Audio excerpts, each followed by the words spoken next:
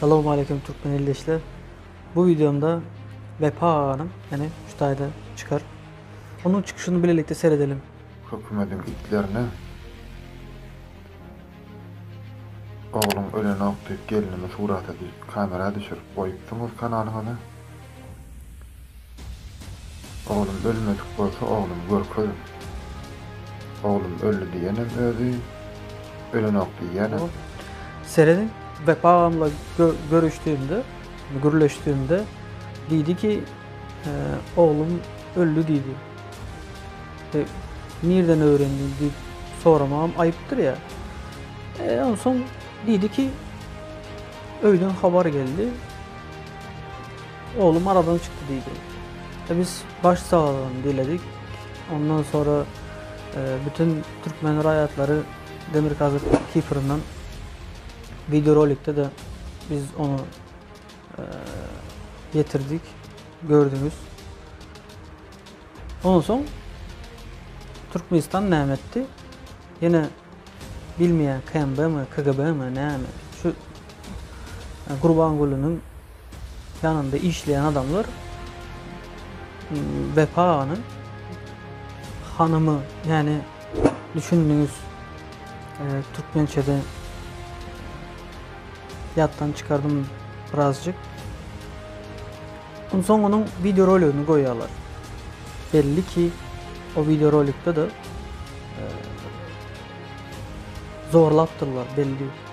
Ağzı çapık, yüzü şişmiş, belli stresten şişmiş. Dakalat etsek bolsanız oğlum görkezim. Oğlum öldü diyenim öldüm. Men özümden alt diyemem onu. Sizden eşitip diydim ben. Suray, düşündün değil mi? Men sen ýagdaýyňa düşünýän, hökümet pakoý berýän däldir sana.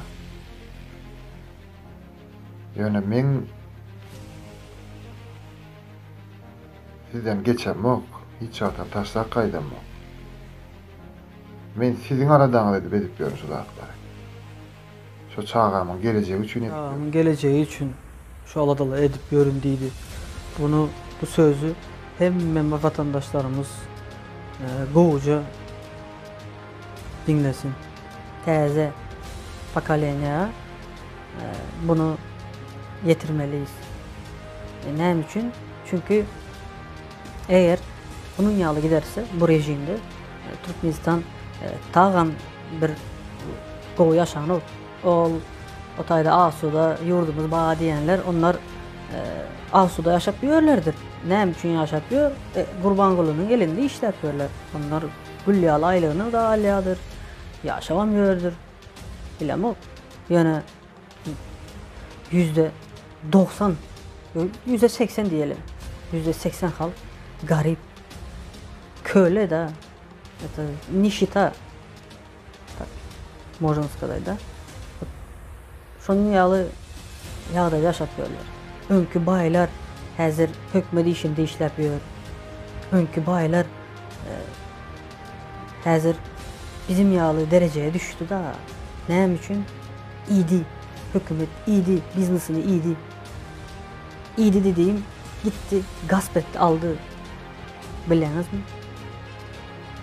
Ve siz halen şonu bile bile yine de sesinizi çıkarman durursunuz ya. Ben ona katı düşünüp bilemok da. Böyle temamızı tüketmeyelim ve pahanı dinleyelim. Yine bir gedek. Men maşgalama adar verip yine şeydip bir zat etseňiz, soň siz menden ilgili garaşma. Men ýerdeki işte barar hökümet düňdörlse de barar, düňdörlmese de barar. Ýöne men sizi farş ederim aýdýanyň.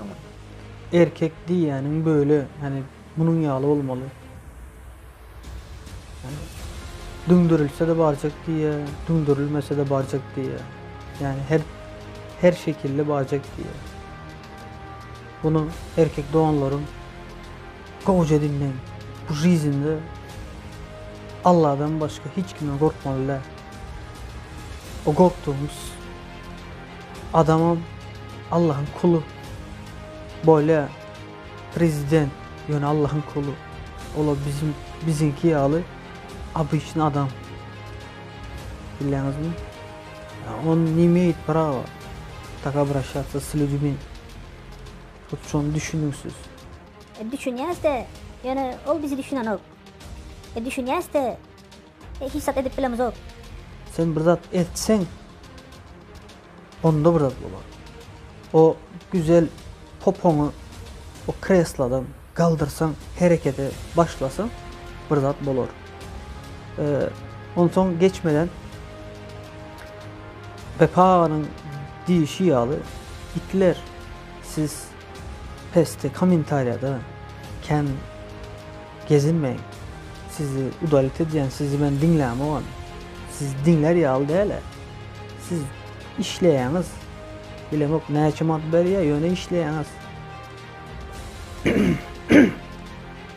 Ýöne bilýän gulubyne duşy siz de isleýäňiz onu. Şu rejim. Любой медийный личностьтен şu taýda aktör olsun, pivetse olsun, pivitsası olsun, şu taýdaki Liboy Türkmenistan'ın içindeki Liboy medийный lичностьтен şonu isleýän ok, ýöne hiç zat diýip bilen ok. Näme üçin onun elinde şuma. Men %100 bilýän. O kawam dur, hep meňeze. Hiç kim isleýän ok bunu. Näle Russiýa Putin'i isleyen oklara yönü Putin bizim ýaly böyle konkretne zaključenje tutanok. Onda da ba minuslar yönü bizimki bildiğiniz bizi gücü geçecek. Bizi maskaraya etmesini etti. Şimdi öldürmeye başladı. Eğer yine de sesimiz çıkarması Türkmen nesli yok olup gider, dışarı yurtlarda herkili vatandaşlıklar alıp Türkmenin soyu gitip gider. Ya şu gün eziyet verip gezecek men maskana. Şuna düşünýäňiz mi?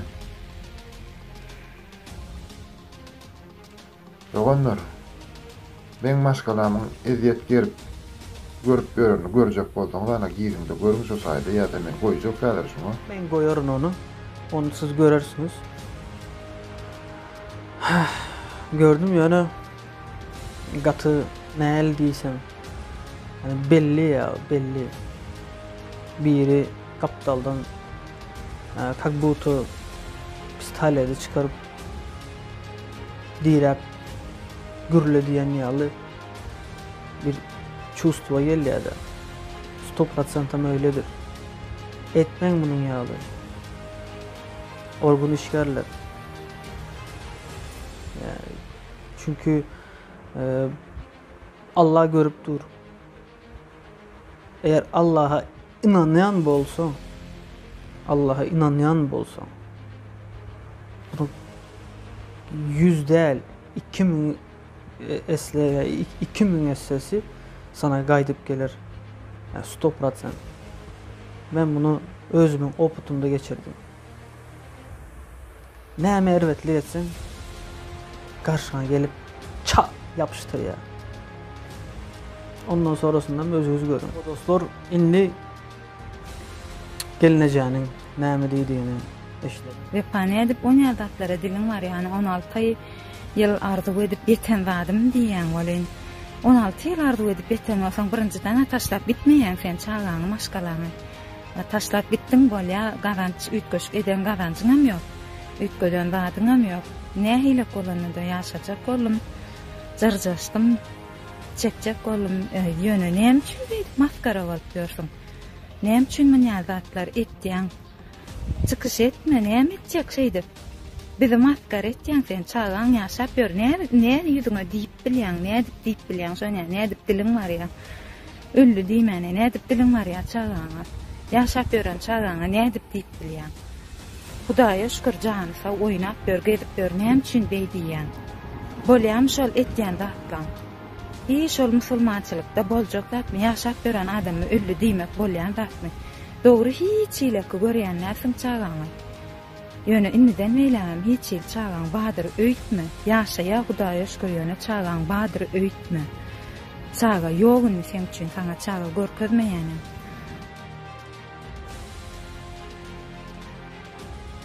Allah canım sağ bolup dursa özüm eklärin, saklaryn, şu wagtda çennem Hudaýa şükür ejem kakam raptalymda durdy, goltuğumdan alyrdy. Ýöne inniden beýlägem saňa mätäçligimiz ýok. Öňüm ýöne ýaşajak bolum. Çagamyň kakasy bolanyň üçin ýaşajak bolum. Inni ýöne sen maňa gerek gel. Seredin çağını ýaşap ýördi ýa. Ýöne näme üçin Vefa bilen gürleşende öldü diýip haber berdi. Buna o habaram bu geleceğin öz diýmedi. Onan diýdirtdiler. Näme üçin diýdirtdiler? Hani belki Vefa birden çıkıp gelir, birden bir zatlar eder, bir hareketlenir, özünü belki Türkiye'de kontrol yitirip polishanaya düşerse deport olup gelir, umydy bilen etmiştir. Menin pikrim bu.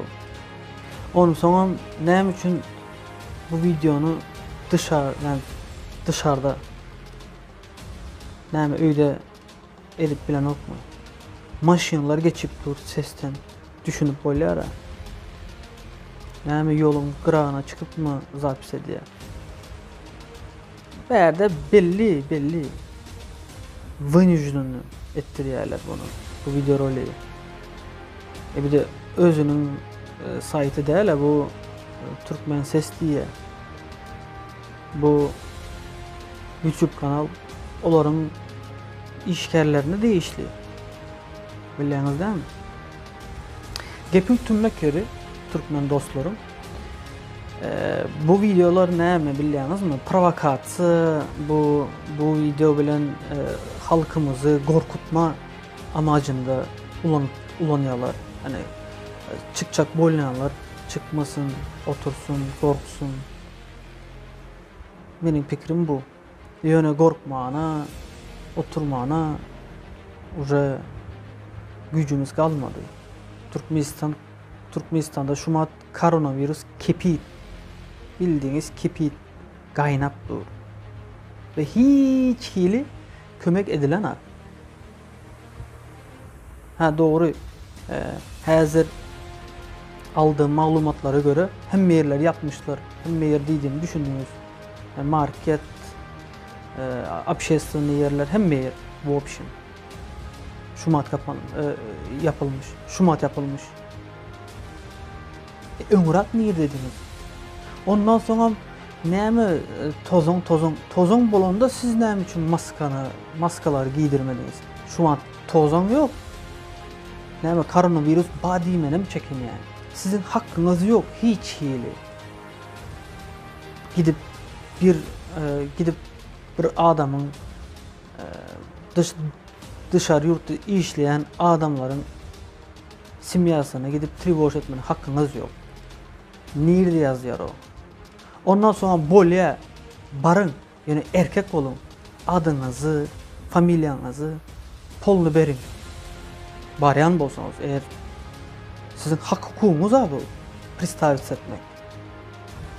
Mesela polisler maşin durduranda devlet yol gözükçülü gulluğu palanca ayıf işte. Şeyle adına aytdyara. Size mi gittiğinizde ne için adınız aydınız o? Aydın. Ondan sonra ne probleminiz varsa ondan sonra deyin. Sizin hakkınız yok. Hiç hakkınız yok. Tutsana, okan, pul verip işe girdiğiniz belli etmeyin ya, etmeyin. Utanın biraz. Ondan sonra şunun yalı gürleyenler var. Dışarıdan durup gürleyen gel Türkmenistan'ın içine de gürle. Türkmenistan'ın içine düzeltmeli, ondan sonra gitmeli.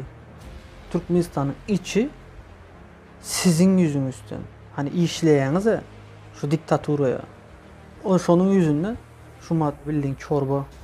Böyle dostlar, bunun bilen videonun sonuna gelen.